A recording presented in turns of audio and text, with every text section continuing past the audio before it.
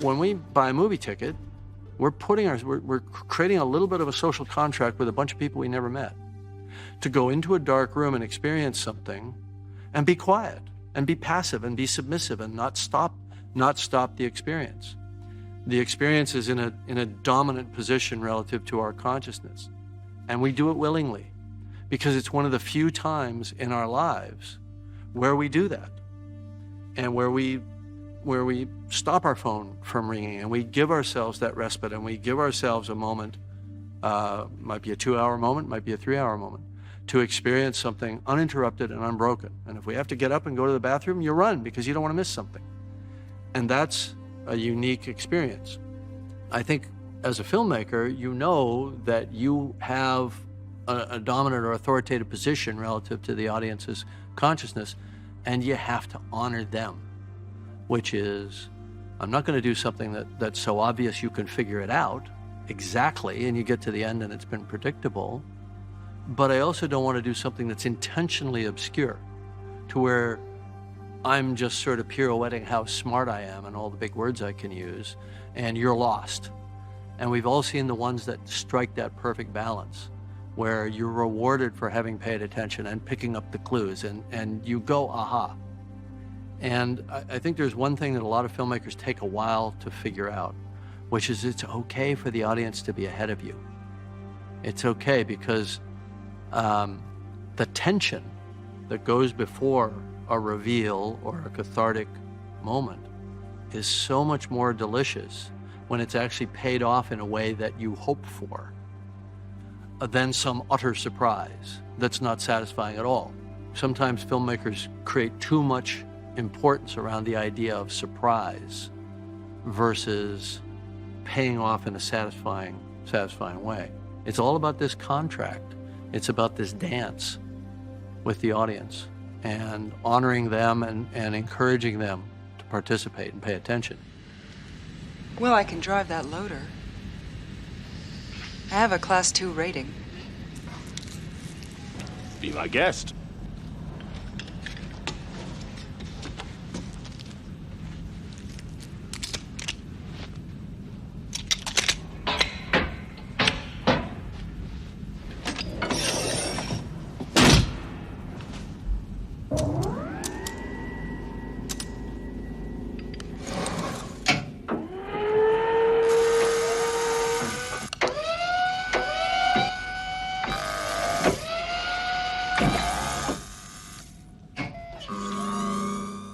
Part of the way you do that is you plant something and then you pay it off and you say, see how it works? I'm going to put something here and you're going to think about it and then it's going to be satisfying here.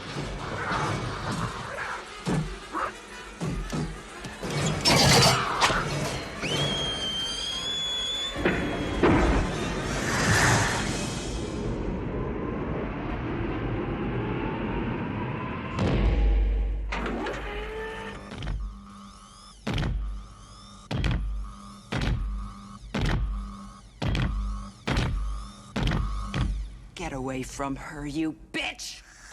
So that creates a bit of a promise that we're going to continue to do that, and we're going to do that right through to the end of the film. The plant might be something that only the audience knows, that character needs and wants and can't express. And you feel that, I wish I could just walk into the screen and shake that other person and say, look at what this character is going through. You know, you want to create that tension. You want to create that sense of wanting to be involved and playing and participating. It's participatory. People say that film is not interactive, that only games are an interactive medium. I don't think that's true at all. I think films are highly interactive. You can't change the outcome, but you can imagine various outcomes in real time as you're going on. You're playing out those possibilities. It could go this way, it could go that way, it could be this, it could be that. And if you play against the audience's expectation in a satisfying way, that's good, keeps them playing the game. If you play to the audience's expectation in a satisfying way, something that they want to see happen, and then it happens. Maybe it doesn't happen the way they thought it was going to happen. Maybe it has to be earned in a difficult way that's hard for the characters, or maybe the character has to make a sacrifice that you didn't see coming to get that result that you wanted. You know, But this is all part of the dance. They know all the gags. So the question is, how do you play against it slightly, or how do you use a little bit of sleight of hand to disguise what you're doing, or how do you lead them on thinking that it's going to be one thing and then switch track into something else? You know, you're doing it at the writing stage. You should be going through the script and saying, you know, what am I giving the audience here? What expectation does that create? How am I paying that off? Or how am I working against that expectation later? It's very important for filmmakers to ask themselves these questions.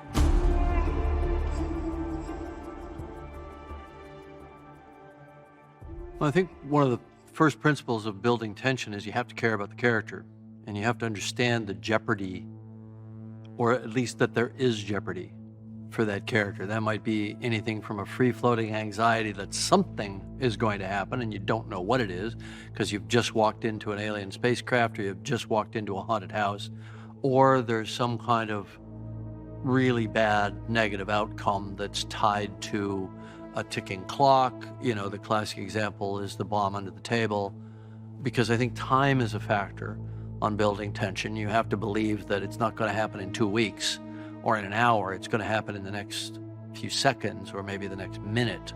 So you have to be invested in the outcome. You have to care about the character. You have to be brought in subjectively enough into the moment that you're moving through the world, the space, the journey with that character. And you have to have enough outside information to know that that character is going into increasing jeopardy. So cross-cutting is a good way to do that. Cutting away to the adversary or the train coming or whatever the thing is that escalates. Creating a constant sense of escalation, creating a sense of frustration. Don't make me bust you up, man!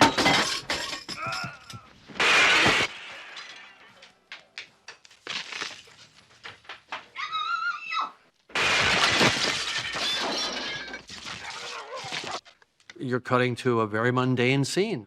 But in the context of it being a tension cross-cutting scenario, it's a solution that might happen but isn't going to happen.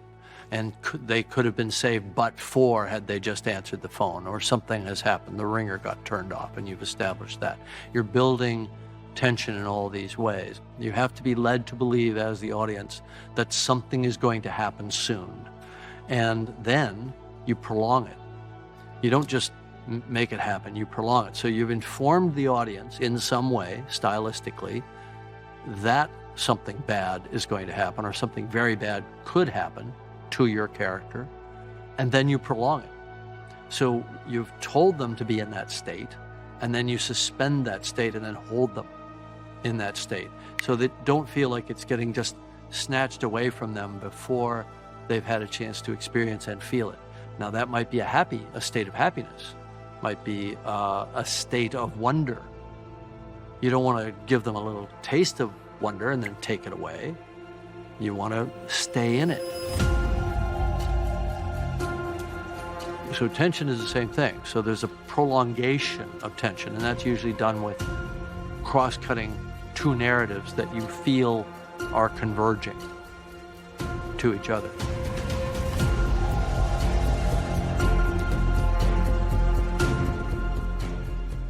There are entire films that build tension across the arc of the film, or there are films that build tension across an entire act of the film, let's say. So Titanic would be an example where tension slowly builds over time. Here's a clue. They got the iceberg warning. Captain puts it in his pocket, doesn't do anything. Tells him to speed up. Oh, not to worry. Quite normal for this time of year. In fact, we're speeding up. I've just ordered the last boilers lit. It's like, well, wait a minute. There's an iceberg ahead. So you're building tension at a relatively mild level. Once they hit the iceberg, now you're building tension for your main characters. Who's going to get off? How are they going to be saved? What are the obstacles that are going to be in their path? Bad stuff is coming, and we move relentlessly toward that. And we even, release the tension for a while. Rose gets in the lifeboat, and it's very sad, but at least she's going to get away. Then she jumps back on the ship. Now you've just ratcheted up again. It's important to understand the meta tension that can rise across an entire section of a movie until it has some kind of cathartic or epiphanal ending. In that case, the ship plunges, the scene on the raft, and Jack dies, and then you get into the kind of series of codas that kind of resolve the film emotionally and thematically. And the tension is released at that point. And a great example, recent example, is Dunkirk. That's 2 hours plus of just rising tension. And that's an incredible thing to be able to modulate that way. So tension is an art, and it's a discipline, and it can come in small amounts, it can come in longer sections, and it can come across an entire